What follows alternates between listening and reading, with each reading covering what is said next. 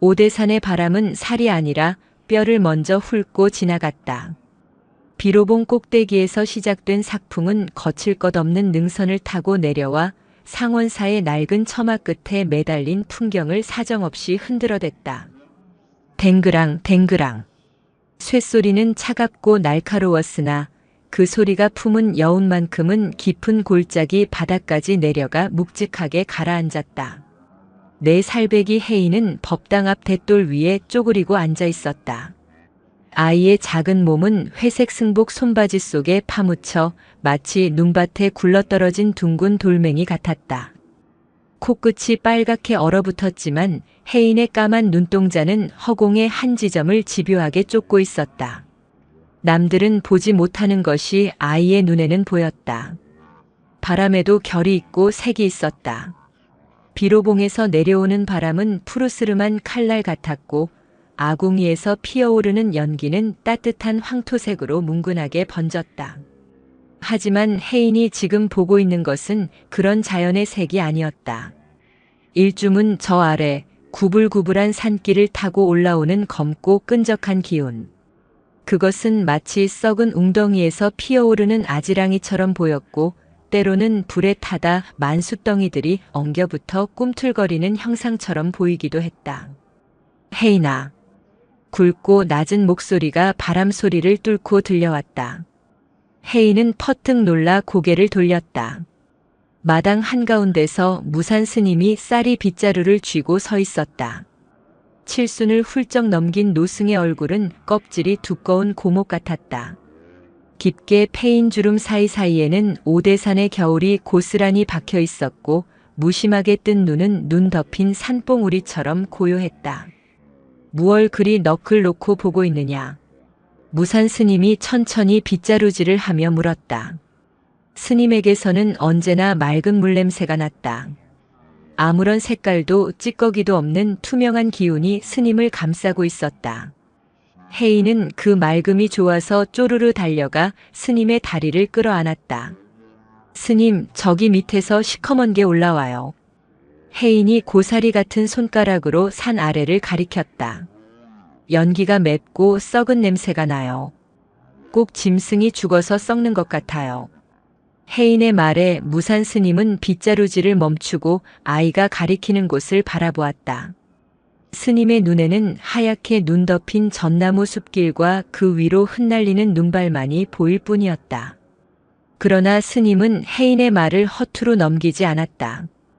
이 아이가 상원사 문 앞에 버려졌던 그날부터 스님은 아이가 남들과 다른 눈을 가졌음을 알았다. 젖먹이 때부터 아이는 우는 사람을 보면 자지러지게 울었고 화가 난 사람 곁에 가면 숨을 헐떡였다. 그것은 심한이라 불리는 귀한 능력이었으나 감당할 힘이 없는 어린아이에게는 저주나 다름없는 형벌이었다. 혜인아. 무산 스님이 빗자루를 벽에 기대어 놓고 거칠고 투박한 손으로 혜인의 작은 손을 감싸 쥐었다. 스님의 손바닥은 굳은 살이 박여 마치 나무 껍질처럼 까슬까슬했다. 눈에 보인다고 해서 다 내 것으로 삼지 말거라. 냄새가 난다고 해서 코를 막으면 내 숨구멍까지 막히는 법이다. 하지만 무서워요. 저게 자꾸 커져서 이쪽으로 와요. 혜인이 울먹이며 스님의 승복 자락을 더 세게 움켜쥐었다. 오라고 해라. 오대산은 본래 오는 것을 막지 않고 가는 것을 잡지 않는다. 그저 바람이 불면 흔들리고 눈이 오면 덮이는 것이다. 너는 내 뒤에 서 있거라.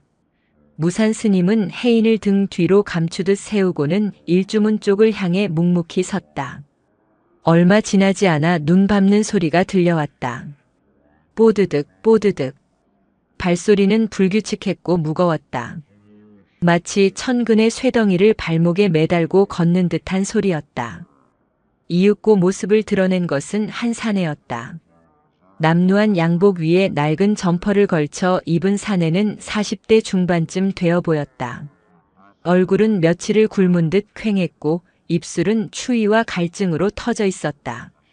그러나 혜인의 눈에 보인 것은 사내의 얼굴이 아니었다. 사내의 등 뒤 그리고 어깨 위를 짓누르고 있는 거대한 형체였다. 그것은 형체를 알 수 없는 검은 진흙덩어리 같았는데 사내가 한 걸음을 뗄 때마다 질척한 오물을 뚝뚝 흘리며 사내의 목을 조르고 있었다. 그 검은 기운 속에서 비명 같은 소리가, 누군가를 원망하는 저주 같은 소리가 웅웅거리며 들려왔다. 우. 혜인은 역한 냄새를 견디지 못하고 헛구역질을 했다. 무산 스님의 등 뒤에 숨어 눈을 질끈 감았지만 그 끔찍한 잔상은 눈꺼풀 안쪽에 달라붙어 사라지지 않았다. 사내는 마당에 들어서자마자 다리가 풀린 듯 눈밭에 털썩 주저앉았다. 스님. 사내의 목소리는 갈라진 북소리처럼 탁했다. 물 한 모금만 주십시오. 무산 스님은 대답 대신 성큼성큼 다가가 사내의 겨드랑이를 부축해 일으켰다. 혜인은 소스라치게 놀랐다. 스님의 맑은 기운이 저 더러운 검은 오물에 닿으면 더럽혀질 것만 같았다. 스님, 만지지 마세요. 몰라요. 저기서 뱀 같은 게 나와요. 혜인이 다급하게 소리쳤지만 무산 스님은 들은 채도 하지 않았다. 오히려 제 몸을 사내에게 내어주어 그가 기댈 수 있게 했다. 스님의 회색 승복 어깨 위로 사내의 낡은 점퍼가 겹쳐졌다. 방으로 들자. 밖이 차다. 무산 스님의 목소리에는 높낮이가 없었다. 놀라움도 경계도 그렇다고 과도한 친절도 없는 그저 있는 그대로의 사실을 말하는 바위 같은 목소리였다. 사내는 스님의 부축을 받아 절뚝거리며 요사체 스님들이 기거하는 방 쪽으로 걸음을 옮겼다. 혜인은 그 뒤를 따르지 못하고 제자리에 못 박힌 듯 서 있었다. 사내의 등 뒤에 매달린 검은 형체가 뒤를 돌아 혜인을 노려보는 것만 같았기 때문이었다. 방 안은 아궁이의 온기로 훈훈했다. 무산 스님은 사내를 아랫목에 앉히고는 말없이 부엌으로 나갔다. 잠시 후 김이 모락모락 나는 숭늉 한 그릇과 묵은 김치 몇 조각이 담긴 소반이 들어왔다. 사내는 허겁지겁 숭늉 그릇을 입으로 가져갔다. 뜨거운 국물이 목구멍을 타고 넘어가는 소리가 적막한 방 안에 크게 울렸다. 사내는 밥알 하나 남기지 않고 그릇을 비운 뒤에야 마치 죄인처럼 고개를 푹 숙였다. 혜인은 문지방 너머에서 그 모습을 훔쳐보고 있었다. 아까보다는 덜했지만 여전히 사내의 주변에는 검푸른 안개가 자욱했다. 그 안개는 사내의 입에서 나오는 날숨을 따라 뱀처럼 따리를 틀고 있었다. 어디서 오는 길인가? 무산 스님이 빈 그릇을 물끄러미 바라보며 물었다. 진부 장터에서 올라왔습니다. 장터에서 여기까지는 반나절 길이다. 빈손으로 오기에는 가파른 길이지. 갈 곳이 없어서 무작정 걸었습니다. 걷다 보니 여기까지 왔습니다. 사내의 어깨가 들썩였다. 혜인은 보았다. 사내가 거짓말을 하고 있다는 것을. 사내의 입에서 검은 연기가 피어올랐다. 갈 곳이 없는 것이 아니라 도망쳐온 것이었다. 누군가의 돈을 훔쳤거나 누군가를 해치고 도망친 것이 분명했다. 사내의 등 뒤에 매달린 검은 덩어리가 낄낄거리는 웃음소리를 내는 듯 했다. 스님, 저 사람은 나쁜 사람이에요. 혜인이 참지 못하고 방 안으로 뛰어들며 외쳤다. 입에서 검은 뱀이 나와요. 등 뒤에는 무서운 귀신을 달고 있어요. 쫓아내야 해요. 사내의 눈동자가 심하게 흔들렸다. 아이의 말에 찔린 듯 사내는 황급히 자신의 어깨와 등을 손으로 더듬거렸다. 애기 스님, 그게 무슨 말씀이십니까? 귀신이라니요? 사내의 얼굴이 백지장처럼 하얗게 질렸다. 혜인은 무산 스님의 옷자락을 잡고 흔들었다. 스님도 보이잖아요. 네. 저기 저 시커먼 거. 냄새나고 징그러운 거. 빨리 내쫓아요. 방 안에 무거운 침묵이 흘렀다. 밖에서는 바람이 문풍지를 세차게 때리며 우우 소리를 냈다. 사내는 공포에 질린 눈으로 혜인을 바라보았고 혜인은 적개심 가득한 눈으로 사내를 노려보았다. 무산 스님이 천천히 고개를 돌려 혜인을 바라보았다. 스님의 표정은 엄했다. 평소의 인자함은 온데간데 없고 겨울 서리 같은 차가움이 서려 있었다. 혜인아. 네, 스님. 나가서 눈을 쓸어라. 네. 혜인은 자신의 귀를 의심했다. 저 흉측한 것을 달고 온 사내를 내쫓는 게 아니라 자신 보고 나가라니. 마당에 눈이 쌓이면 길이 지워진다. 길이 지워지면 오는 사람도 가는 사람도 길을 잃는 법이다. 내 눈에 보이는 헛것에 마음을 뺏겨 정작 해야 할 도리를 잊지 말거라. 나가서 눈을 쓸어라. 무산 스님의 목소리는 단호했다. 혜인은 입술을 삐죽 내밀며 울먹거렸지만 스님의 명을 거역할 수는 없었다. 혜인은 사내를 한 번 더 흘겨보고는 쿵쿵거리며 방을 나갔다. 문이 닫히고 방 안에는 다시 정적이 감돌았다. 사내는 안절부절 못하며 스님의 눈치를 살폈다. 저 스님, 아이가 참 영특해 보입니다만 하는 말이 기괴하여.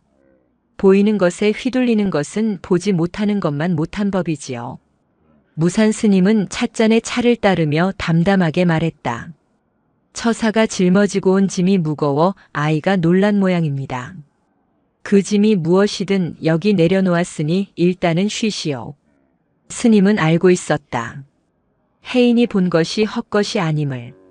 사내의 몸에서 풍기는 지독한 피비린내와 불안의 냄새를 70년을 살아온 노승의 감각은 이미 읽어내고 있었다. 하지만 스님은 묻지 않았다.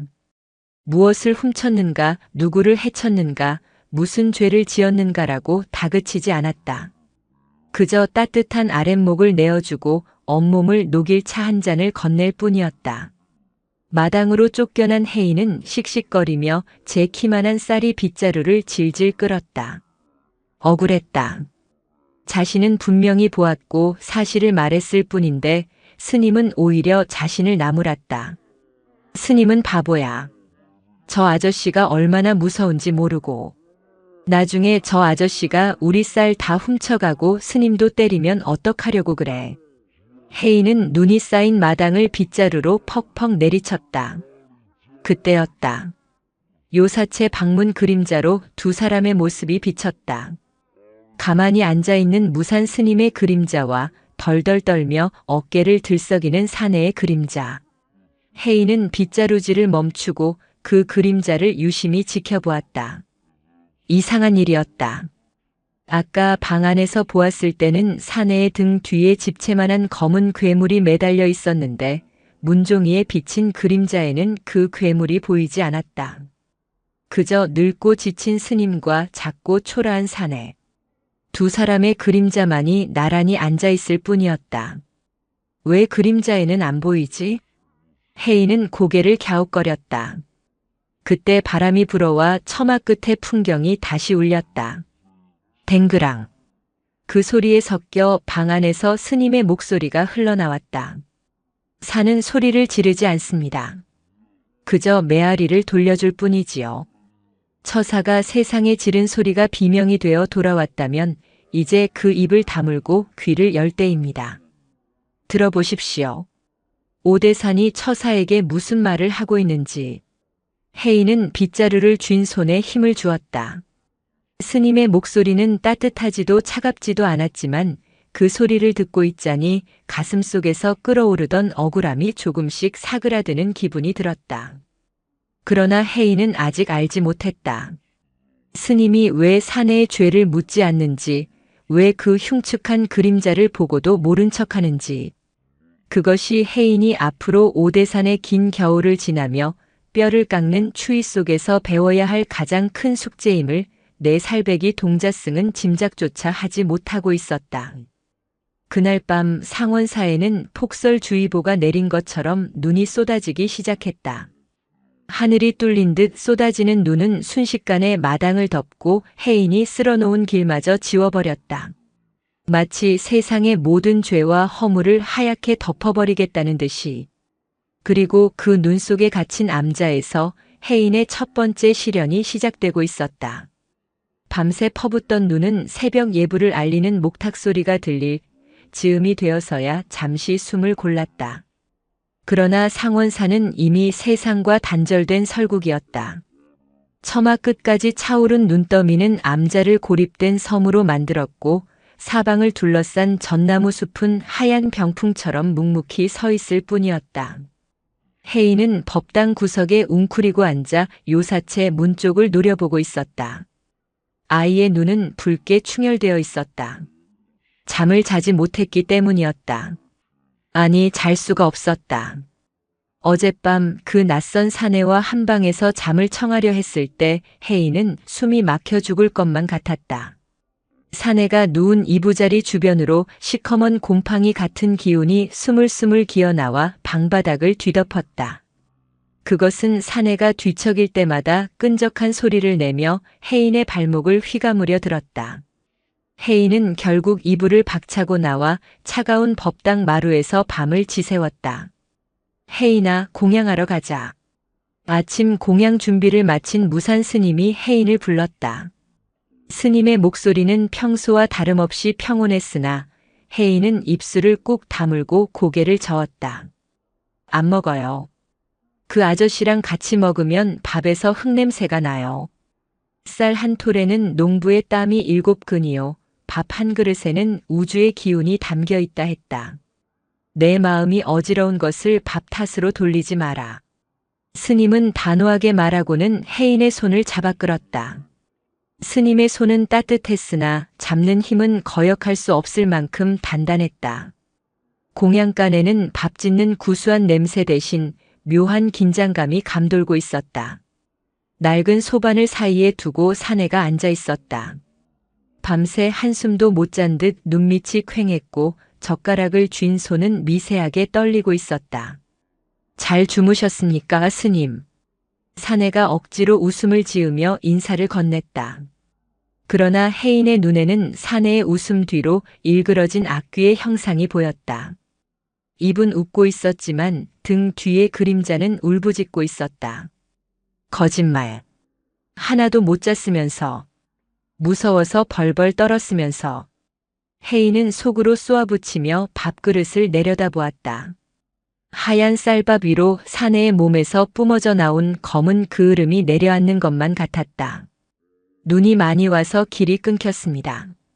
처사께서는 며칠 더 묵으셔야 할 것 같습니다. 무산 스님이 덤덤하게 국을 뜨며 말했다. 그 말에 사내의 눈동자가 급격하게 흔들렸다. 길이 완전히 막혔습니까? 경찰 아니 다른 사람들도 못 올라옵니까? 오대산 눈은 사람의 사정 봐주지 않습니다. 한번 막히면 봄 기운이 돌 때까지는 짐승도 다니기 힘듭니다. 사내의 얼굴에 안도감과 불안감이 동시에 스쳐 지나갔다. 누군가 쫓아오지 못한다는 사실에 안도하면서도 이 적막한 산중에 갇혔다는 사실이 그를 옥죄는 듯 했다. 발그락. 사내가 숟가락을 떨어뜨렸다. 죄송합니다. 사내는 허둥지둥 숟가락을 집어들었다. 그때 혜인이 소리쳤다. 손에 피 묻었어. 사내가 소스라치게 놀라 자신의 손을 내려다보았다. 거칠고 투박한 손은 깨끗했다. 하지만 혜인의 눈에는 사내의 손가락 사이사이로 붉고 끈적한 선혈이 뚝뚝 떨어지는 것이 선명하게 보였다. 누군가를 해친 손이었다. 혹은 누군가의 생명줄을 끊어놓은 손이었다. 이 녀석이 아까부터 왜 이래? 아무것도 없는데 왜 자꾸 헛소리를 해? 사내가 처음으로 목소리를 높였다. 공포가 분노로 바뀐 목소리였다. 사내의 등 뒤에 매달려 있던 검은 형체가 쏴아 소리를 내며 몸집을 불렸다. 그것은 금방이라도 혜인을 집어삼킬 듯 입을 벌렸다. 혜인아. 무산 스님이 숟가락을 내려놓았다. 밥상 머리에서 소란 피우지 마라. 나가서 물 한 바가지 떠오너라. 스님은 왜 내 말 안 믿어줘요? 저 아저씨 나쁜 사람이라니까요. 우리 절에 있으면 안 돼요. 혜인은 울분을 토하며 공양간을 뛰쳐나갔다. 찬바람이 훅 끼쳐 들어와 방 안의 온기를 휩쓸어갔다. 남겨진 사내는 얼굴을 감싸 쥐고 깊은 한숨을 내쉬었다. 스님, 제가 불편하시면 지금이라도 나가겠습니다. 아이가 저를 너무 무서워하니. 갈 곳은 있으십니까?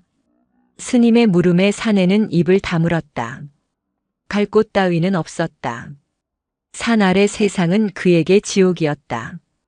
빚쟁이들의 고함, 믿었던 동업자의 배신, 그리고 자신의 어리석음이 만든 가난.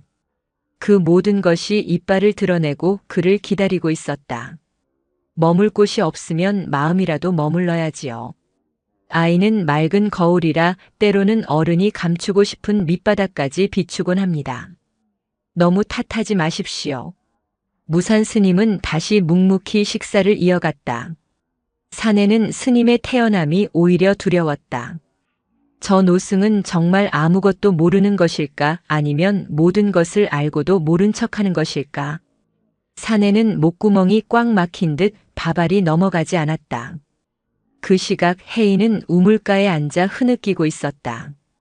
오대산의 맑은 물에 얼굴을 비추자 자신의 얼굴 옆으로 아른거리는 검은 그림자가 보였다.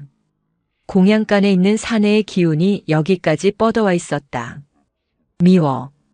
스님도 밉고 저 아저씨도 미워. 혜인은 돌멩이를 집어 물속으로 던졌다. 풍덩. 물결이 일며 얼굴이 일그러졌다. 그때였다. 바스락. 눈 감는 소리가 들렸다. 혜인은 숨을 죽이고 소리가 나는 쪽을 바라보았다. 공양간 뒷문 쪽이었다. 사내가 주위를 두리번거리며 나오고 있었다. 그는 품속에서 무언가를 꺼내 들었다. 낡고 때 묻은 서류 봉투였다. 사내는 떨리는 손으로 봉투 안을 확인하더니 장독대 뒤편 눈 구덩이를 파기 시작했다. 저게 뭐지? 혜인은 침을 꼴깍 삼켰다. 사내의 손에 들린 봉투에서는 시커먼 연기가 뿜어져 나오고 있었다. 그것은 돈이었다. 하지만 그냥 돈이 아니었다. 수많은 사람의 눈물과 원망이 서린 저주받은 돈이었다. 혜인의 코끝에 비릿한 쇠 냄새와 썩은 내가 진동했다. 사내는 봉투를 눈 속에 파묻고 꼼꼼하게 다졌다. 그리고는 아무 일도 없었다는 듯 툭툭 손을 털고 요사체로 들어갔다. 혜인은 사내가 사라지자마자 장독대로 달려갔다. 눈을 파헤치고 싶은 충동이 일었지만 그 검은 기운이 너무나 끔찍해 참아 손을 댈 수가 없었다. 대신 혜인은 그 자리를 노려보며 중얼거렸다. 내가 다 봤어. 스님한테 다 잃을 거야. 하지만 혜인은 알지 못했다. 그 돈이 품고 있는 사연이 얼마나 무겁고 슬픈 것인지를, 그리고 그것을 본다는 것이 얼마나 잔인한 일인지를. 오후가 되자 다시 눈발이 굵어졌다. 하늘과 땅의 경계가 사라진 듯 온 세상이 희뿌옇게 변했다. 상원사는 거대한 눈의 감옥이 되었다.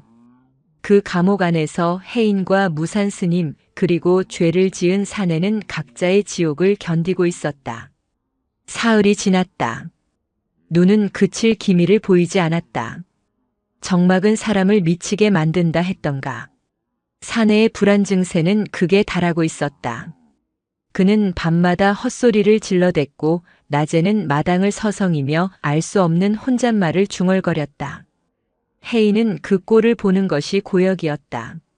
사내의 불안이 커질수록 그를 감싼 검은 그림자도 더 짙고 거대해졌기 때문이다. 이제 요사체는 숨을 쉴 수 없을 만큼 탁한 기운으로 가득 찼다. 살려줘, 잘못했어, 내가 안 그랬어. 사내가 툇마루에 앉아 웅크린 채 중얼거렸다. 혜인은 마당에서 눈을 쓸다 말고 빗자루를 쥔 손에 힘을 주었다. 거짓말쟁이. 혜인은 사내에게 다가갔다. 이제는 무서움보다 분노가 더 컸다. 이 평화롭던 상원사를 더럽히는 저 인간을 더 이상 참을 수가 없었다. 아저씨, 훔친 거 맞잖아. 혜인의 말에 사내가 고개를 번쩍 들었다. 붉게 충혈된 눈이 혜인을 쏘아보았다. 뭐? 너 지금 뭐라고 했어? 장독대 뒤에 숨긴 거. 그거 돈이잖아. 남의 돈 훔쳐서 도망 온 거잖아. 혜인이 소리쳤다. 순간 사내의 표정이 야차처럼 일그러졌다. 그는 벌떡 일어나 혜인의 어깨를 거칠게 움켜쥐었다. 너 봤어? 봤냐고. 아파. 이거 나요. 혜인이 발버둥 쳤지만 어른의 힘을 당해낼 수는 없었다. 사내의 소나기 힘은 절박한 만큼이나 샜다. 말해. 누구한테 말했어? 스님한테 말했어? 사내의 입에서 튀어나온 침이 혜인의 얼굴에 튀었다. 그때 혜인의 눈앞에 환영이 펼쳐졌다. 시끄러운 공장 기계 소리, 먼지 자욱한 봉제 공장, 밤새워 미싱을 돌리는 여공들의 피곤한 얼굴, 그리고 사내를 믿고 돈을 맡기는 꼬질꼬질한 손들. 김 반장님, 이거 우리 어머니 수술비예요. 김씨, 이번 개돈 타면 우리 아들 대학 보낼 수 있겠지? 그들의 간절한 목소리가 웅웅거리며 귓가를 때렸다. 사내는 그 돈을 들고 밤기차를 탔다. 뒤에서 들려오는 통곡 소리를 외면한 채. 아저씨는 도둑놈이야. 사람들 돈 훔쳐서 도망친 나쁜 놈이야. 혜인은 악을 쓰며 사내의 팔을 물어뜯었다. 악. 사내가 비명을 지르며 혜인을 밀쳤다. 혜인은 눈밭에 나뒹굴었다. 사내는 씩씩거리며 주위를 두리번거렸다. 낯이 보였다. 벽에 걸린 낡은 낫. 사내의 이성이 끊어지는 소리가 들렸다. 비밀이 새나갔다. 이 꼬맹이가 다 알고 있다. 경찰이 올 것이다. 잡히면 끝이다. 사내가 낫을 향해 손을 뻗는 순간이었다. 멈추시오. 천둥 같은 호통 소리가 오대산을 울렸다. 법당 문이 열리고 무산 스님이 서 있었다. 스님의 손에는 낡은 주장자지팡이가 들려 있었다. 늘 구부정하던 스님의 허리가 꼿꼿하게 펴져 있었다. 그 모습은 마치 사천왕처럼 위엄있고 거대해 보였다. 사내는 낫을 잡으려던 손을 허공에 멈춘 채 얼어붙었다. 스스님, 그 손에 쥔 것이 무엇이오? 낫이오, 아니면 당신의 썩어 문드러진 양심이오? 무산 스님이 천천히 계단을 내려왔다. 눈 밟는 소리가 쿵쿵 심장을 때렸다. 스님은 넘어진 혜인을 일으키지 않았다. 대신 사내의 코앞까지 다가가 섰다. 70 노구에서 뿜어져 나오는 기세에 눌려 사내는 뒷걸음질 쳤다. 이 아이가 헛소리를. 헛소리가 아니라는 건 처사가 더 잘 알지 않소. 스님의 눈빛은 서늘했다. 장독대 뒤에 묻은 것은 돈이지만 처사가 정말로 묻고 싶었던 것은 죄책감 아니었소? 눈으로 덮는다고 그 냄새가 가려질 줄 알았소? 사내는 다리에 힘이 풀려 털썩 주저앉았다. 흐흑. 사내의 입에서 짐승 같은 울음이 터져 나왔다. 죽으려고 했습니다. 다 잃고 빚쟁이들한테 시달리다 못해 딱 한 번만, 이번 한 번만 눈 딱 감으면 살 수 있을 것 같았습니다. 그런데 으악. 사내는 땅을 치며 통곡했다.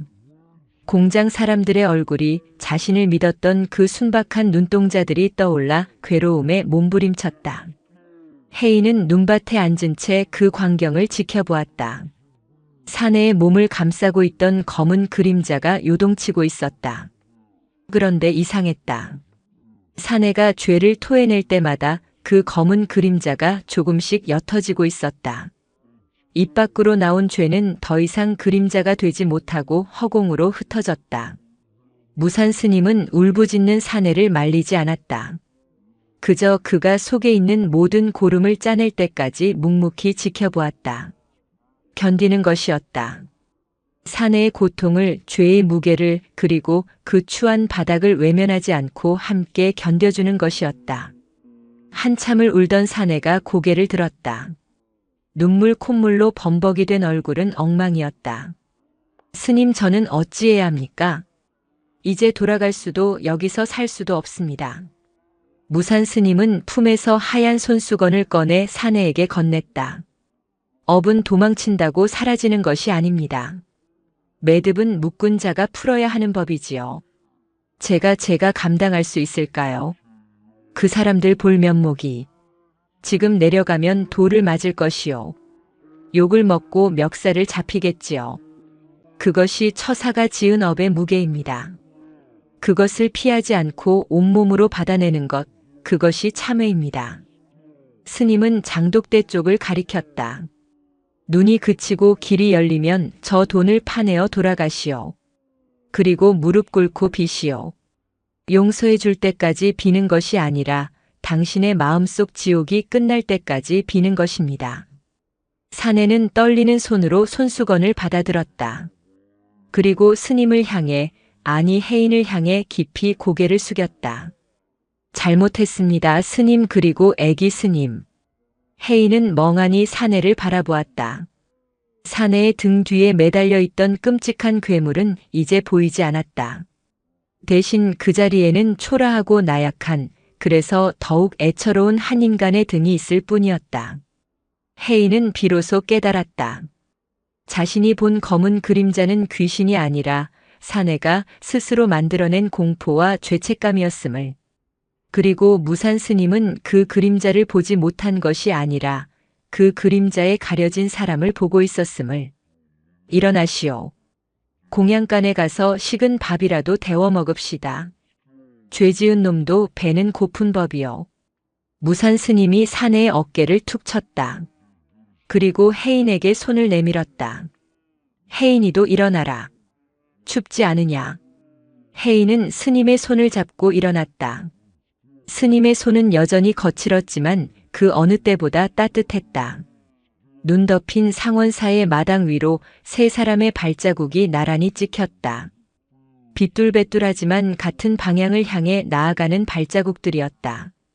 하늘을 보니 구름 사이로 햇살이 한 줄기 내리꽂히고 있었다. 길고 긴 폭설이 끝나가고 있었다. 오대산의 봄은 더디게 왔다. 계곡 얼음장 밑으로 물소리가 제법 우렁차게 들릴 때쯤 상원사 마당의 눈도 비로소 질척한 흙물이 되어 사라졌다. 겨우내 닫혀있던 산문이 열리자 무산 스님은 해인의 손을 잡고 산을 내려갈 채비를 했다. 진부면 장터로 탁발을 나가는 날이었다. 스님, 저 밑에는 사람들이 많이 살아요? 해인이 들뜬 목소리로 물었다. 회색 승복에 집신을 단단히 묶은 아이의 얼굴에는 호기심이 가득했다. 많다마다. 나무보다 많고 돌멩이보다 시끄러운 것이 사람 사는 동네다. 그럼 거기도 부처님이 계셔요? 부처님은 법당에만 계신 것이 아니다. 똥밭에도 계시고 푸죽간 도마 위에도 계시느니라. 오늘 내가 그것을 볼 수 있을지 모르겠구나. 스님은 알 수 없는 말을 남기고 앞장섰다. 월정사 전나무 숲길을 지나 비포장도로인 신장로에 다다르자 낡은 시외버스가 먼지를 일으키며 덜컹거리고 섰다. 오대산 스님들이시구만요. 어서 타세요. 차장의 씩씩한 목소리와 함께 버스 문이 열렸다. 해인은 쭈뼛거리며 버스에 올랐다. 그 순간 해인은 숨을 턱 막히게 하는 냄새에 인상을 찌푸렸다. 그것은 기름 냄새나 먼지 냄새가 아니었다. 버스 안을 꽉 채운 사람들의 머리 위, 어깨 위에서 피어오르는 형형색색의 기운들이 뒤엉켜 나는 마음의 악취였다. 보따리를 이고 앉은 할머니에게서는 묵은 된장 같은 걱정의 냄새가, 껄렁하게 껌을 씹는 청년에게서는 붉고 매캐한 불만의 연기가, 갓난아이를 업은 아주머니에게서는 보랏빛 피로의 기운이 흘러나오고 있었다. 해인은 현기증을 느꼈다. 산사에서는 가끔 찾아오는 등산객 한두 명의 기운만 견디면 되었지만 이 좁은 버스 안은 수십 명의 욕망과 감정이 끌어넘치는 가마솥 같았다. 어디 아프냐? 무산 스님이 해인의 등을 가만히 쓸어내렸다. 스님의 손길이 닿자 울렁거리던 속이 조금 가라앉았다. 스님은 해인을 창가 쪽에 앉히고 자신의 몸으로 복도 쪽을 막아섰다. 마치 세상의 탁한 기운이 해인에게 닿지 않도록 둑을 쌓는 것 같았다. 버스는 한참을 달려 진부 정류장에 도착했다. 오늘은 5일장이 서는 날이었다. 장터는 그야말로 아수라장이었다. 뻥튀기 기계 터지는 소리, 흥정하는 소리, 닭 우는 소리가 뒤섞여 고막을 때렸다. 해인은 무산 스님의 옷자락을 생명줄처럼 꽉 쥐었다. 눈앞에 펼쳐진 광경은 혜인에게는 지옥도나 다름없었다. 지나가는 사람마다 각기 다른 짐승을 한 마리씩 달고 다니는 것 같았다. 돈을 세는 상인의 손에는 끈적한 거머리 같은 탐욕이 붙어 있었고 술 취해 비틀거리는 노인의 등에는 슬픔에 젖은 물귀신 같은 형상이 매달려 있었다. 아이고 스님, 시주 좀 받으셔요. 채소 장사 아주머니가 시들한 배추 몇 포기를 스님의 걸망에 넣어주었다. 고맙습니다. 보살님 성불하십시오. 무산 스님이 합장하며 고개를 숙였다. 혜인은 아주머니를 빤히 올려다보았다. 아주머니의 웃는 얼굴 뒤로 병들어 누워있는 남편을 걱정하는 회색빛 근심이 안개처럼 자욱했다. 혜인은 저도 모르게 입을 열 뻔했다. 할머니 많이 힘들죠? 하지만 스님이 잡은 손에 힘을 주어 혜인을 제지했다. 가자. 보아도 못 본 척, 들어도 못 들은 척. 그것이 장터 수행이다.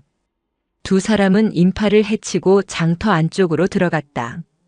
그때 저만치서 사람들이 웅성거리는 소리가 들렸다. 이보시오. 이게 만병통치약이라며. 우리 어머니가 이걸 먹고 더 탈이 났는데 어쩔 거요? 한 청년이 약장수의 멱살을 잡고 흔들고 있었다. 약장수는 뻔뻔하게 웃으며 부채질을 했다.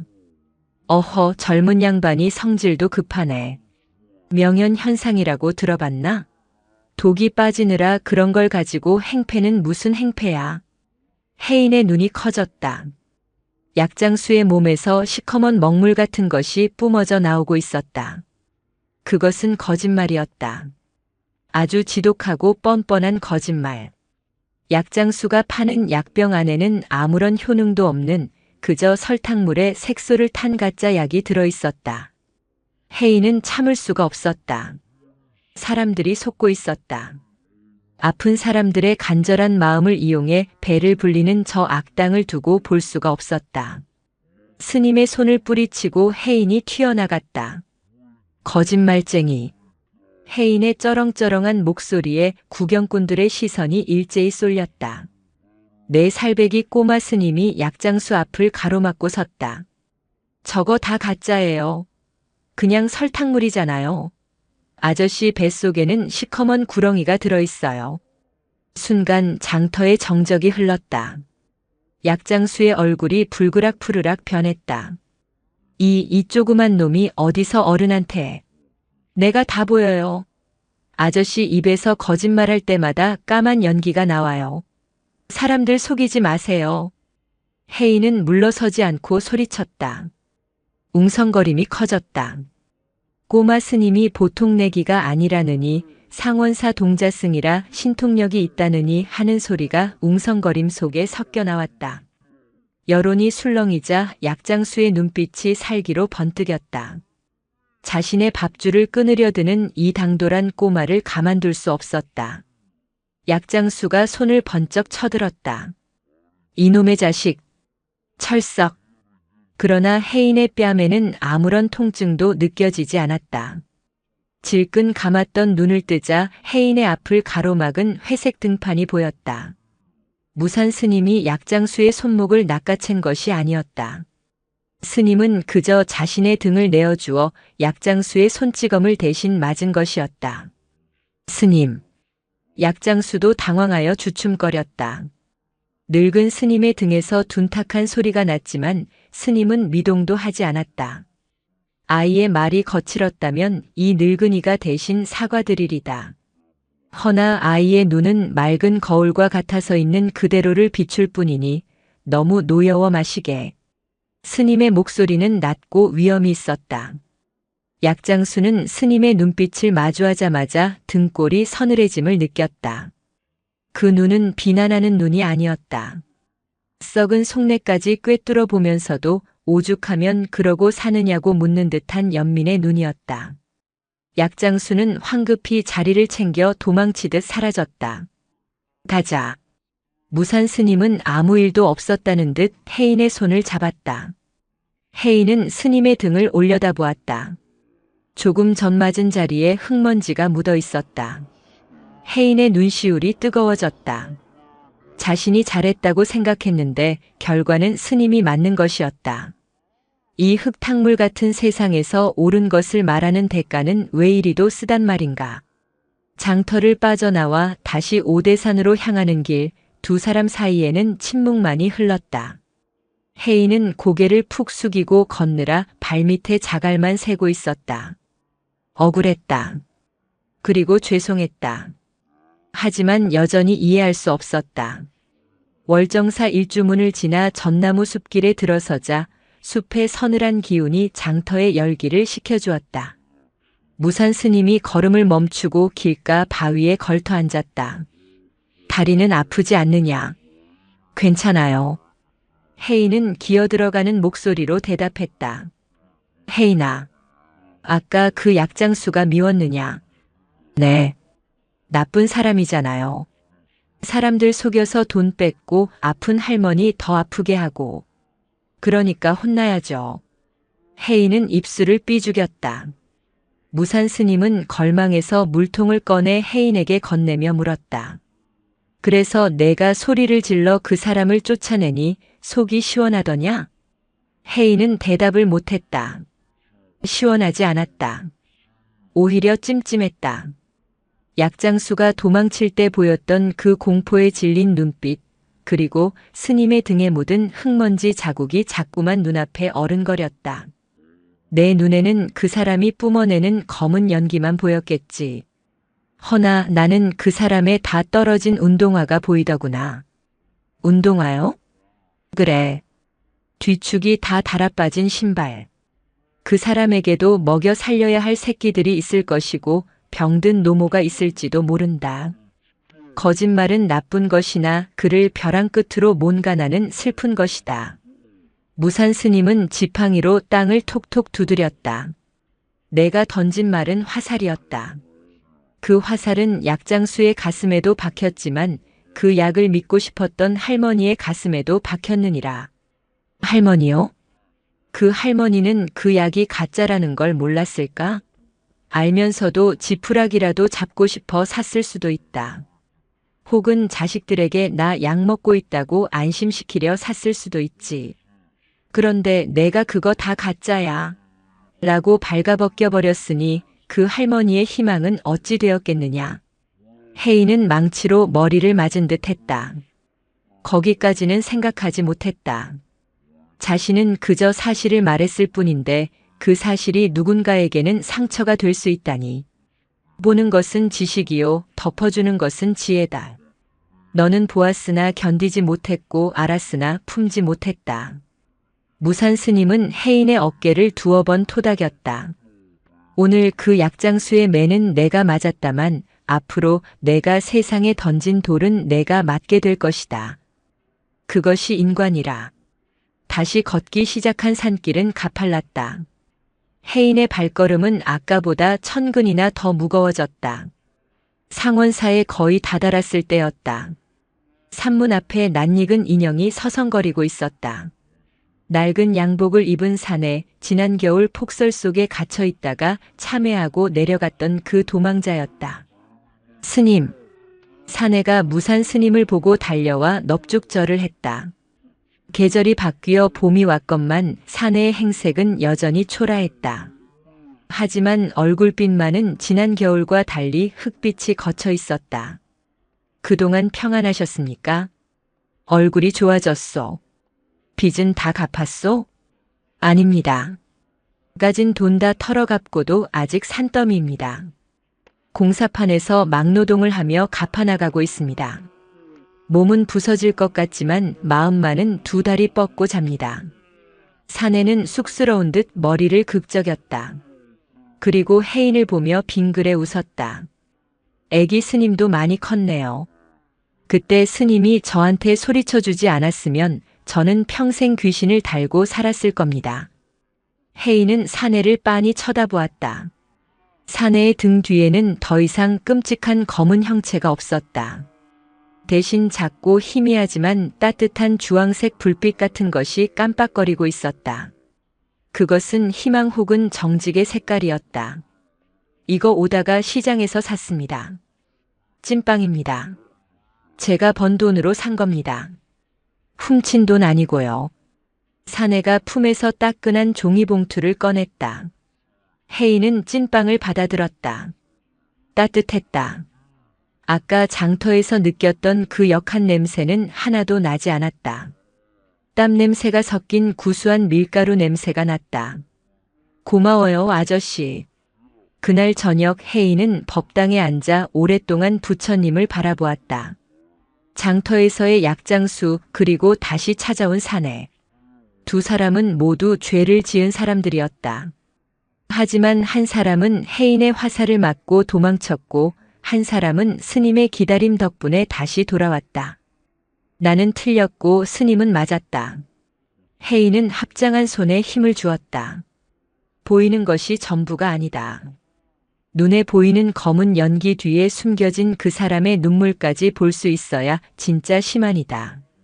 혜인은 오늘 장터의 진흙밭에서 작은 깨달음의 씨앗을 하나 주워온 것이었다. 봄비가 추적추적 내리는 날이었다. 오대산의 짙은 녹음이 비에 젖어 더욱 푸르게 빛났다. 상원사 요사체 마루에 앉아 빗소리를 듣고 있던 혜인에게 불청객이 찾아왔다. 고급 승용차 한 대가 비포장 산길을 힘겹게 올라와 마당에 멈춰섰다. 차에서 내린 사람은 50대 중반의 부인이었다. 화려한 한복에 금비녀를 꽂은 부인의 얼굴은 수심이 가득했다. 운전기사가 받쳐든 우산 아래로 부인은 급하게 법당 쪽으로 걸음을 옮겼다.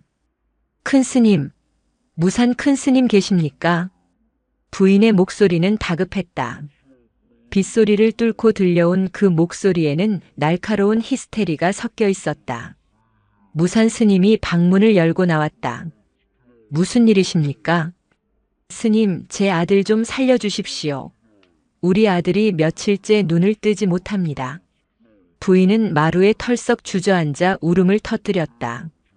사연인즉슨 서울에서 잘나가는 사업가 집안의 외아들이 원인 모를 병으로 쓰러졌는데 병원에서도 원인을 찾지 못한다는 것이었다. 무당을 불러 구술해도 소용이 없자 용하다는 소문을 듣고 이 깊은 산중까지 찾아온 것이었다. 혜인은 기둥 뒤에서 부인을 지켜보았다. 부인의 주변에는 차갑고 날카로운 얼음 조각 같은 기운이 맴돌고 있었다. 그것은 집착이었다. 자식에 대한 사랑이라기보다는 자신의 소유물을 잃지 않으려는 지독한 소유욕에 가까웠다. 아이를 데려오셨습니까? 아니요, 병원에 있습니다. 스님께서 내려가셔서 한 번만 봐주십시오. 제발요. 부인은 지갑에서 두툼한 돈봉투를 꺼내 마루 위에 올렸다. 무산 스님은 돈봉투는 쳐다보지도 않고 고개를 저었다. 병은 의사에게 보이셔야지 중에게 보여 무엇하겠습니까? 마음의 병이라면 모를까. 그러니 드리는 말씀입니다. 의사들이 못 고치니 이건 분명 부정이 탔거나 조상의 노여움일 겁니다. 스님은 영험하시니 아실 거 아닙니까? 부인이 떼를 쓰듯 매달렸다. 그때 혜인의 눈에 기이한 형상이 보였다. 부인의 어깨 위에 어린아이 하나가 앉아 있었다. 대여섯 살쯤 되어 보이는 여자아이였다. 아이는 흠뻑 젖은 채 오들오들 떨고 있었고 슬픈 눈으로 부인을 내려다보고 있었다. 누구지? 혜인은 눈을 비비고 다시 보았다. 여자아이의 홀령이었다. 살아있는 사람이 아니었다. 그 아이의 몸에서 흘러나온 물이 부인의 몸을 적시고 그 냉기가 부인의 아들에게까지 뻗쳐 있는 것이 보였다. 아줌마. 혜인이 저도 모르게 앞으로 나섰다. 어깨 위에 언니가 있어요. 부인의 울음이 뚝 그쳤다. 부인은 멍하니 혜인을 바라보았다. 뭐라고? 비에 젖은 언니가 아줌마 어깨에 앉아서 울고 있어요. 그 언니가 추워서 아줌마 아들을 꽉 안고 있어서 아픈 거예요.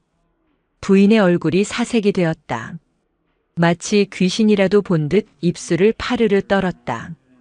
너 이놈 그게 무슨 소리냐? 내가 딸이 어디 있다고. 부인은 소리를 질렀지만 눈동자는 공포로 흔들리고 있었다. 그것은 감추고 싶은 비밀을 들킨 자의 눈이었다. 오래전 부인은 아들을 낳기 전 딸을 하나 낳았었다. 하지만 남아선호 사상이 극심했던 시댁의 눈치와 가난 때문에 그 아이를 제대로 돌보지 못해 폐렴으로 떠나보냈던 것이다. 그 죄책감과 기억을 마음 깊은 곳에 묻어두고 오로지 귀한 아들에게만 집착하며 살아왔던 것이다. 언니가 엄마가 자기를 잊어버려서 춥대요. 이름을 한 번만 불러달래요. 혜인의 말은 비수가 되어 부인의 가슴을 찔렀다. 부인은 비명을 지르며 바닥을 굴렀다. 미안하다 미안하다 순이야, 엄마가 잘못했다. 부인은 통곡했다. 돈으로 모든 것을 해결하려 했던 오만함이 무너지고 가슴속에 묻어두었던 어미로서의 참회가 터져나왔다. 무산 스님은 조용히 염주를 굴리며 연불을 외기 시작했다. 스님의 연불 소리는 빗소리에 섞여 낮게 깔렸다. 그것은 죽은 아이의 영혼을 위로하고 산 어미의 고통을 어루만지는 소리였다. 한참을 울던 부인이 탈진하여 쓰러지듯 엎드렸다. 혜인이 다시 보니 부인의 어깨 위에 있던 여자아이의 영혼이 희미하게 웃고 있었다. 그리고 서서히 빛이 되어 빗줄기 속으로 흩어졌다. 부인은 한참 뒤에야 정신을 차렸다. 퉁퉁 부은 눈으로 무산 스님과 혜인에게 절을 했다. 스님, 제가 어리석었습니다. 아들에게 가서 누나 이야기를 해주겠습니다. 그리고 제 죄를 빌겠습니다. 부인은 돈봉투를 거두어 들고 돌아갔다. 차가 떠난 자리에는 빗물만 고여 있었다. 혜인아, 오늘 내가 본 것은 귀신이 아니라 그 보살님의 기억이다. 스님은 혜인을 툇마루에 앉혔다. 말에는 힘이 있다. 때로는 죽은 사람을 살리기도 하고 산 사람을 죽이기도 하지. 오늘 내 말은 닫혀있던 문을 열었으니 잘한 일이다. 허나 남의 비밀을 캐내는 것은 흙 속에 묻힌 뼈를 꺼내는 일과 같다. 뼈를 꺼냈으면 다시 잘 묻어주고 제사를 지내주어야 하는 법.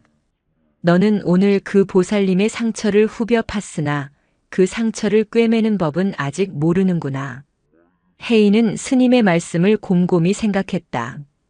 아까 부인이 바닥을 구르며 고통스러워할 때 자신은 무서워서 뒤로 물러나 있었다. 그 곁을 지키며 연불을 외워준 것은 스님이었다. 나는 아픈 곳을 찌르기만 하고 약은 발라주지 않았구나. 혜인은 자신의 손바닥을 내려다보았다. 남들이 보지 못하는 것을 보는 눈, 그것은 축복이 아니라 무거운 책임임을 뼈저리게 느꼈다. 비는 밤새 내렸다. 혜인은 잠들지 못하고 목탁 소리에 귀를 기울였다. 스님은 밤새 법당에서 기도하고 계셨다. 오늘 다녀간 부인과 그 죽은 딸, 그리고 아직도 병상에 있을 그 아들을 위해, 그리고 무엇보다 보는 업을 타고난 어린 제자를 위해. 오대산의 밤은 깊었고 혜인의 마음속에서도 철부지 아이의 껍질이 하나씩 벗겨지고 있었다. 침묵 속에 담긴 무게를, 기도의 깊이를 조금씩 알아가고 있었다. 여름은 잔인하게 왔다. 오대산의 녹음이 짙어질수록 습기를 머금은 바람은 무거워졌다. 7월의 장마는 예년과 달랐다. 하늘이 뚫린 듯 쏟아지는 비는 사흘 밤낮을 쉬지 않고 퍼부었다. 계곡물은 흙탕물로 변해 으르렁거렸고 상원사로 오르는 산길은 이미 끊긴 지 오래였다. 상원사는 거대한 빗줄기의 감옥에 갇혔다. 문제는 절 안에 갇힌 사람들이었다.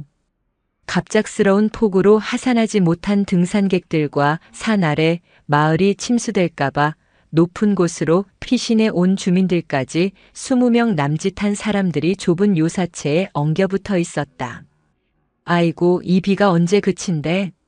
우리 집 돼지우리가 떠내려가게 생겼네. 이보시오 스님, 밥은 언제 주오? 배가 고파 죽겠소. 법당 마루는 난민촌이나 다름없었다. 젖은 옷 냄새, 땀 냄새, 그리고 불안이 피워 올리는 퀴퀴한 입냄새가 진동했다. 혜인은 구석에 웅크리고 앉아 귀를 막았다. 눈을 감아도 보였다. 사람들 몸에서 피어오르는 끈적하고 검붉은 아지랑이가 법당 안을 가득 채우고 있었다. 그것은 불안이자 이기심이었다. 내가 살아야 한다. 내 밥그릇이 먼저다. 라는 생각이 뾰족한 가시가 되어 서로를 찌르고 있었다. 헤이나. 무산 스님이 젖은 승복을 입은 채 법당으로 들어왔다. 스님은 빗속을 뚫고 창고에서 쌀독을 확인하고 오는 길이었다. 스님의 얼굴에는 깊은 수심이 서려 있었다. 많이 괴로우냐? 스님, 사람들이 무서워요. 저 아저씨는 옆에 있는 할머니 떡을 뺏어 먹고 싶어 해요. 저 아줌마는 우리가 밥을 숨겨두고 안 준다고 의심하고 있어요. 그 마음들이 막 소리를 질러요. 헤이는 울먹이며 스님의 품으로 파고들었다. 스님은 묵묵히 헤인의 등을 두드려 주었다. 비가 오면 지렁이도 나오고 뱀도 나오는 법이다. 사람 마음속 밑바닥에 있던 것들이 위기라는 비를 맞고 기어 나오는 것이니 너무 미워하지 마라. 그때 벼락치는 소리와 함께 법당 문이 쾅 열렸다. 스님, 이거 너무한 거 아니요? 서울에서 왔다는 등산복 차림의 중년 사내가 씩씩거리며 들어왔다. 그의 뒤로는 불만에 찬 몇몇 사람이 우르르 따라 들어왔다. 우리가 낸 시주 돈이 얼만데 밥이라고는 죽 한 그릇이 전부요? 창고에 쌀 있는 거 다 아는데 왜 안 푸는 거요? 사내의 입에서는 검은 독사가 혀를 날름거리는 듯한 형상이 보였다. 처사님, 길이 끊겨 식량이 들어오지 못한 지 나흘째입니다. 지금 남은 쌀로 며칠을 버텨야 할지 모르니 아껴야 합니다. 무산 스님이 차분하게 설명했지만 사내는 들으려 하지 않았다. 그건 당신들 사정이고 당장 밥 내놓으시오. 안 그러면 내가 직접 창고 문을 부수겠소. 사내가 고함을 치자 주변 사람들의 동요가 심해졌다. 그들의 불안한 마음이 사내의 분노에 옮겨붙어 거대한 불길처럼 일렁였다. 헤이는 숨이 막혀 캑캑거렸다. 그 검은 기운이 스님을 덮치려 하고 있었다. 물러가시오. 헤인이 벌떡 일어나 소리쳤다. 아저씨 욕심쟁이잖아요. 배낭 속에 초콜릿이랑 사탕 숨겨놓고 혼자 몰래 먹었잖아요. 그러면서 왜 스님한테 화내요? 순간 사내의 얼굴이 홍당무처럼 붉어졌다. 이 맹랑한 녀석이. 내가 다 봤어요. 어젯밤에 화장실 가는 척하면서 먹었잖아요. 옆에 있는 애기는 배고파서 우는데. 헤인의 폭로에 사람들의 시선이 사내에게 꽂혔다. 사내의 등 뒤에 매달린 검은 그림자가 당황하여 요동쳤다. 저 어린 것이 미쳤나. 사내가 손을 들어 올리는 순간 우르릉 쾅 하는 굉음이 산을 뒤흔들었다. 땅바닥이 요동치고 법당의 기둥이 삐걱거렸다. 사람들의 비명소리가 터져나왔다. 산사태다. 누군가 외쳤다. 창문 밖을 보니 뒷산의 흙더미가 시커먼 파도처럼 밀려와 요사체 별채를 집어삼키고 있었다. 흙탕물과 바위가 섞인 거대한 괴물이 상원사를 덮치고 있었다. 싸움은 순식간에 멈췄다. 이제는 밥그릇 싸움이 아니었다. 생사가 달린 지옥이 시작된 것이었다. 전기는 끊어졌다. 칠흑 같은 어둠이 찾아왔다. 법당 안에는 촛불 몇 개만이 위태롭게 흔들리고 있었다. 밖에서는 여전히 폭우가 쏟아지고 간간이 들려오는 쿵, 쿵 하는 낙석 소리가 사람들의 공포를 극대화했다. 별채가 무너지면서 식량 창고의 절반이 흙더미에 파묻혔다. 이제 남은 것은 정말로 얼마 되지 않았다. 사람들은 공포에 질려 서로를 경계했다. 어둠 속에서 누군가 기침만 해도 날카로운 시선들이 꽂혔다. 헤이는 법당 불상 아래 웅크리고 앉아 그 지옥도를 지켜보았다. 어둠 속이라 사람들의 얼굴은 보이지 않았지만 그들의 기운은 더욱 선명하게 보였다. 생존 본능.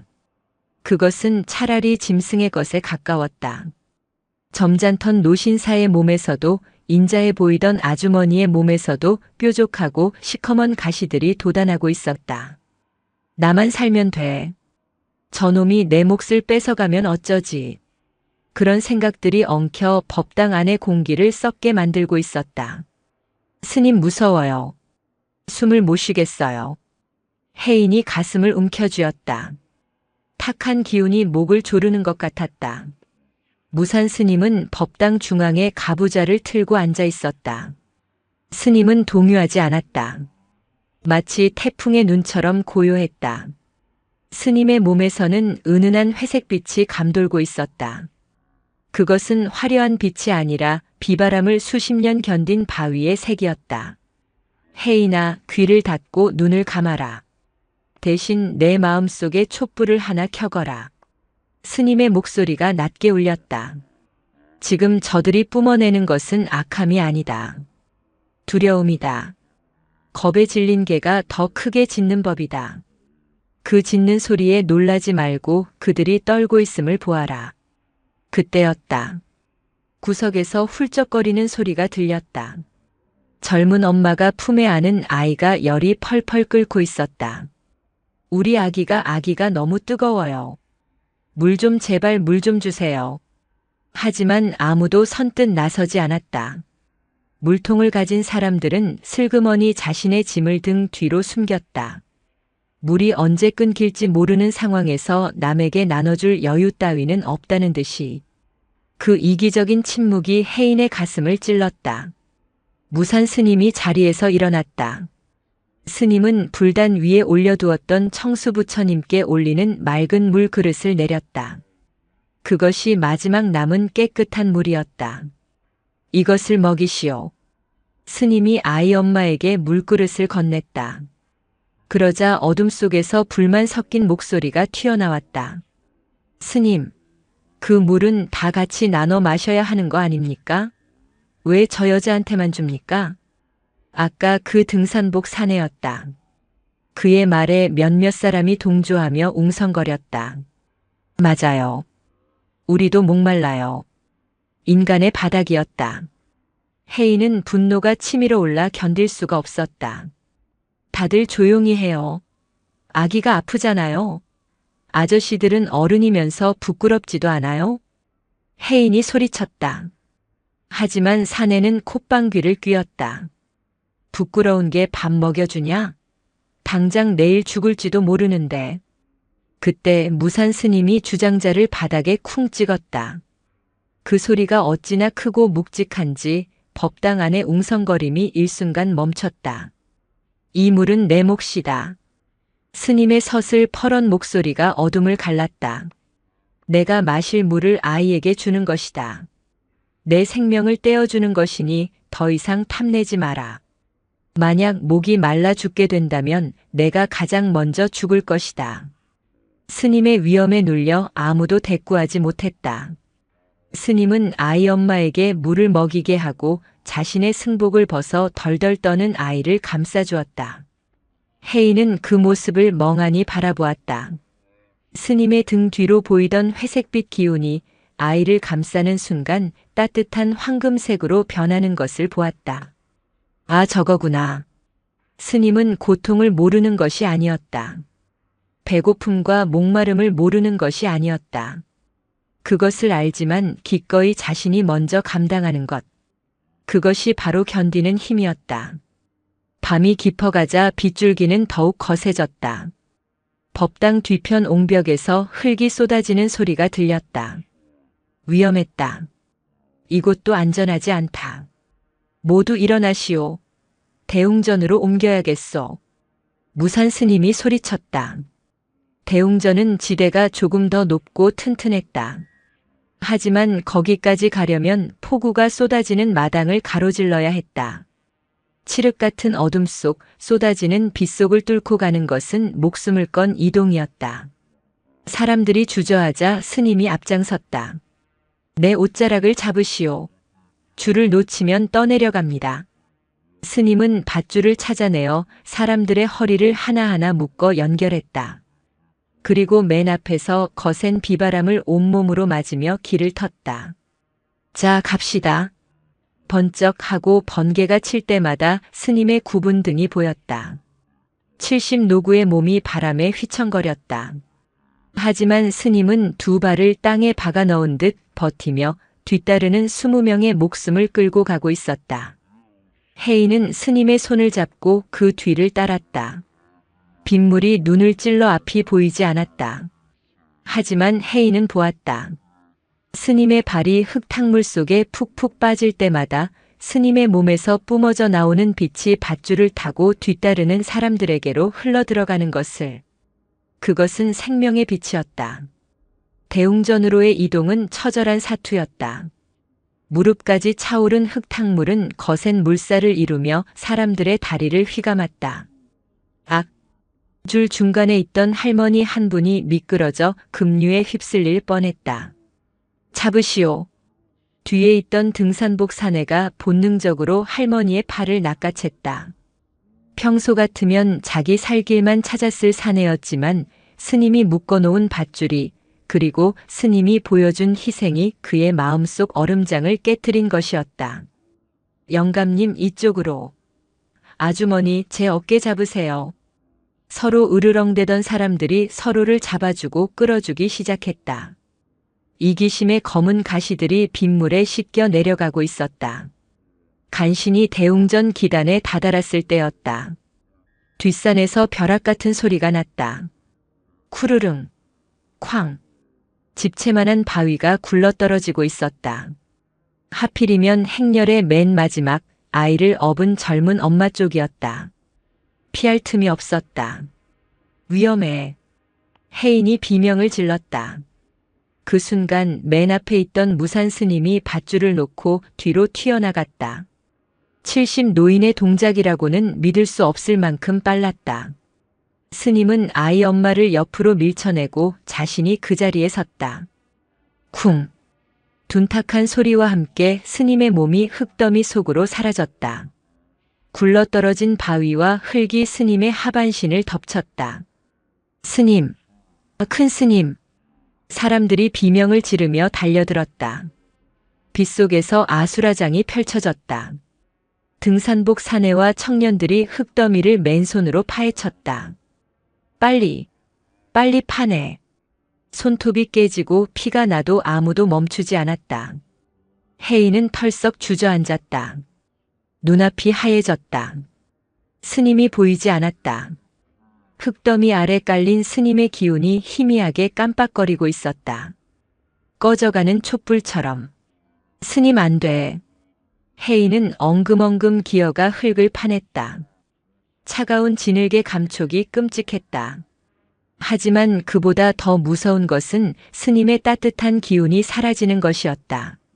한참 만에 스님의 몸이 드러났다. 다리는 바위에 깔려 처참하게 부러져 있었고 얼굴은 흙투성이었다. 하지만 스님은 의식을 잃지 않고 있었다. 스님, 정신 차리세요. 사람들이 스님을 조심스럽게 들어 대웅전 안으로 옮겼다. 젖은 옷을 벗기고 마른 수건으로 몸을 닦았다. 스님의 다리는 심하게 부어올라 있었다. 혜인은 스님의 손을 잡고 펑펑 울었다. 나 때문에 나 지키려다가. 스님이 힘겹게 눈을 떴다. 탁한 촛불 아래 드러난 스님의 눈동자는 고통 속에서도 맑았다. 울지 마라 혜인아. 스님 죽지 마세요. 네, 제가 잘못했어요. 제가 나쁜 생각만 해서 벌 받은 거예요. 허허 미련한 놈. 산이 무너지는 게 어찌 내 탓이겠느냐. 그저 자연의 이치인 것을. 스님은 거친 숨을 몰아쉬며 혜인의 뺨에 손을 댔다. 혜인아, 보았느냐? 네. 아까 서로 밥그릇 싸움하던 그 사람들이 흙더미를 파헤칠 때 그들의 등 뒤에 무엇이 보이더냐? 혜인은 눈물을 닦고 생각했다. 아까 등산복 사내가 미친 듯이 흙을 파낼 때 아이 엄마가 발을 동동 구르며 스님을 걱정할 때 그들의 몸에서 검은 연기는 사라져 있었다. 대신 그 자리에는 절박하고 뜨거운 붉은색 불덩이가 타고 있었다. 연민. 남의 고통을 보고 함께 아파하는 마음. 검은색이 없어졌어요. 다들 빨개졌어요. 그렇다. 사람은 본래 악하지 않다. 두려움이 걷히면 그 안에 부처가 있느니라. 너는 이제 껍데기인 검은 연기만 보지 말고 그 안에 숨겨진 불씨를 보아야 한다. 무산 스님의 목소리는 점점 작아졌다. 고통이 밀려오는 듯 스님의 미간이 찌푸려졌다. 하지만 스님은 신음소리 한 번 내지 않고 입술을 깨물어 참아냈다. 그날 밤 비는 거짓말처럼 그쳤다. 구름 사이로 달이 나왔다. 대웅전 안은 침묵에 잠겼다. 사람들은 누가 시키지도 않았는데 스님 곁을 지키며 밤을 새웠다. 등산복 사내는 자신의 젖은 옷을 짜서 스님의 이마에 올려주었고 아이 엄마는 스님의 다리를 주물렀다. 혜인은 법당 문을 열고 밖으로 나왔다. 비개인 밤하늘에는 별이 총총했다. 흙탕물에 휩쓸려 엉망이 된 마당은 처참했지만 달빛을 받아 반짝이고 있었다. 진흙탕 속에서도 연꽃은 핀다고 했던가. 혜인은 뒤를 돌아 대웅전 안을 보았다. 옹기종기 모여 앉아 스님을 간호하는 사람들의 모습. 그 위로 따뜻하고 둥근 빛이 감돌고 있었다. 그것은 무산 스님이 평생을 바쳐 지켜온 자비의 빛이었고 이제는 그 사람들의 마음속으로 옮겨붙은 희망의 빛이었다. 혜인은 합장을 했다. 그리고 처음으로 눈을 감지 않고 귀를 막지 않고 세상을 똑바로 바라보았다. 스님, 이제 보여요. 아픔도 보이고 사랑도 보여요. 오대산의 바람이 젖은 혜인의 머리를 쓰다듬고 지나갔다. 소녀는 하룻밤 사이에 훌쩍 자라 있었다. 사흘 뒤 끊겼던 산길이 열렸다. 구조대원들과 면사무소 직원들이 들이닥쳤을 때 그들은 눈앞의 광경에 혀를 내둘렀다. 아수라장이 되었으리라 짐작했던 상원사 대웅전 앞마당이 너무나 질서정연했기 때문이었다. 사람들은 누가 먼저랄 것도 없이 흙더미를 치우고 무너진 축대를 임시로 보수하고 있었다. 지난밤 밥그릇을 두고 으르렁거리던 그 사람들이 맞나 싶을 정도로 그들의 얼굴에는 묘한 전우애 같은 것이 흐르고 있었다. 스님, 조금만 참으십시오. 헬기가 곧 온답니다. 그 등산복 사내였다. 그는 119 구조대가 도착하자마자 자청에서 무산 스님의 들것을 들었다. 다리가 부러져 퉁퉁 부어오른 스님을 옮기는 그의 손길은 갓난아이를 다루듯 조심스러웠다. 처사님, 무거우실 텐데. 스님이 가쁜 숨을 몰아쉬며 말했다. 아닙니다, 스님. 스님이 짊어지셨던 그 바위 무게에 비하면 이건 깃털입니다.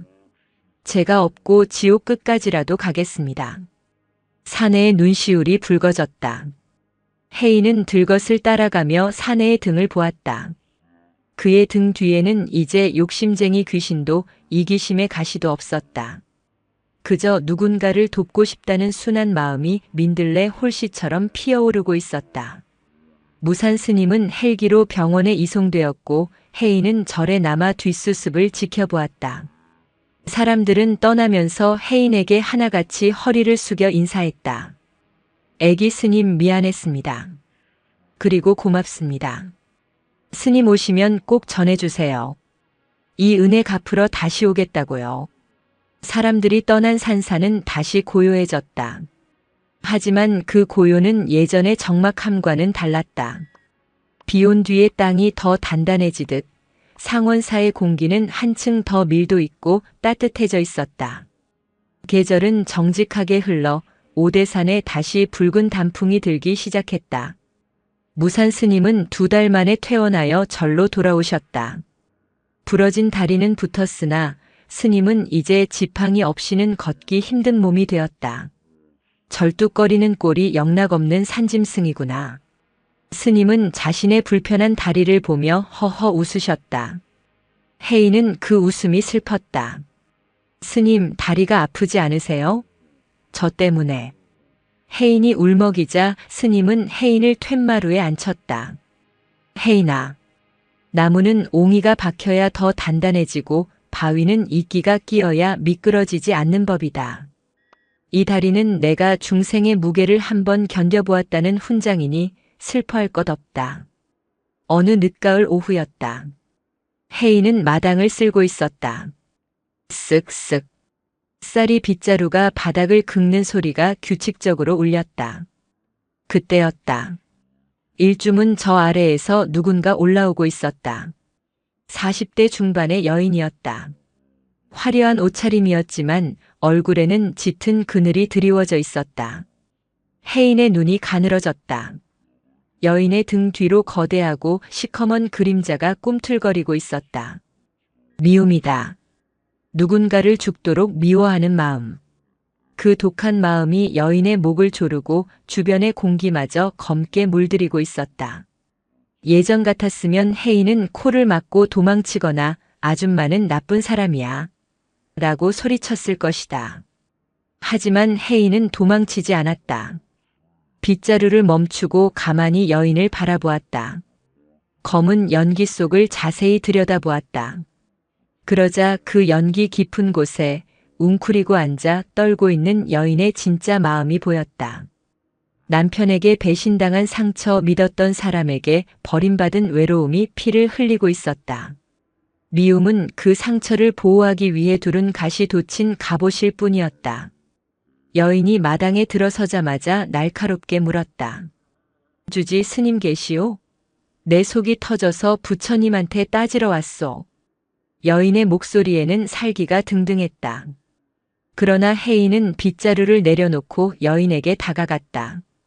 그리고 작은 손으로 여인의 차가운 손을 덥석 잡았다. 오시느라 힘드셨지요. 혜인의 한마디에 여인의 눈이 휘둥그레졌다. 뭐냐 너는. 저기 법당 마루에 앉아 계세요.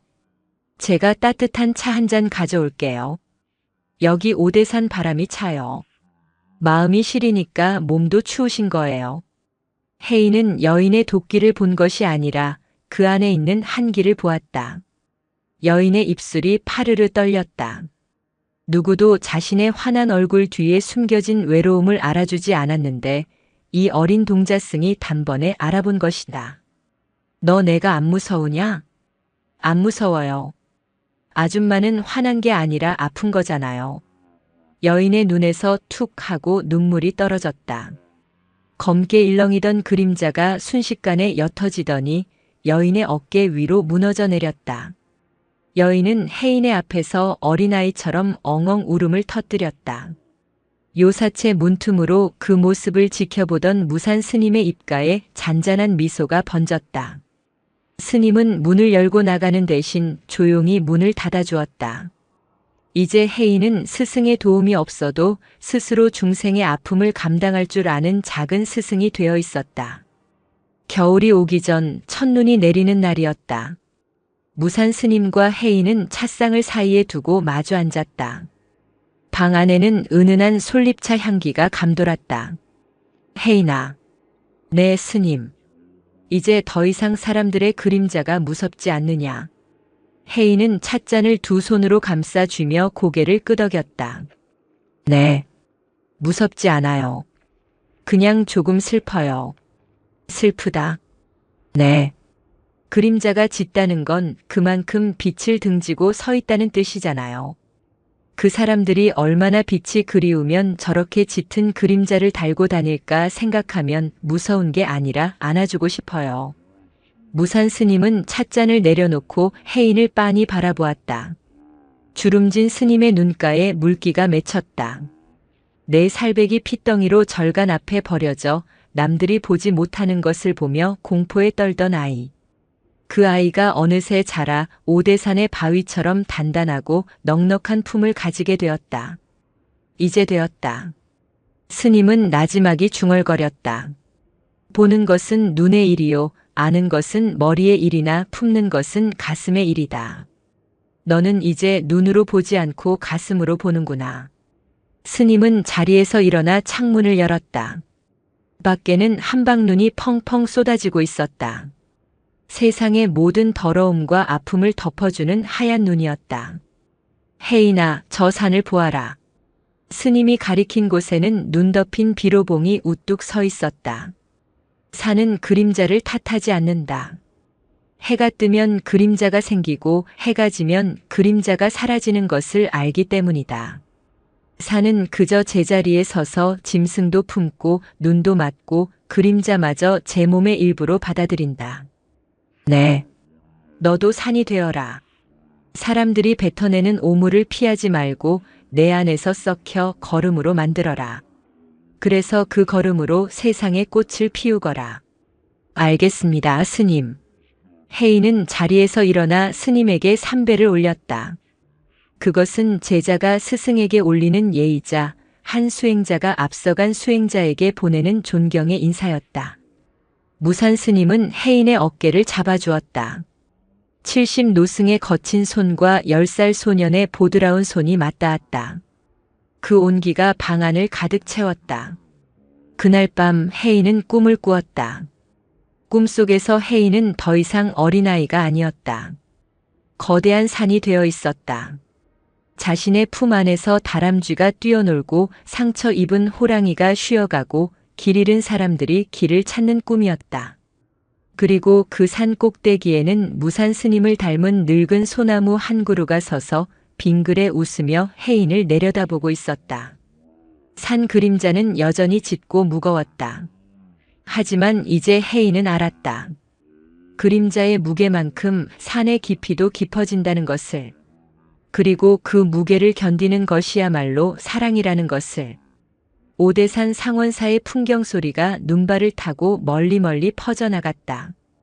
댕그랑 댕그랑. 그 소리는 세상의 모든 아픈 이들에게 보내는 위로의 편지였다.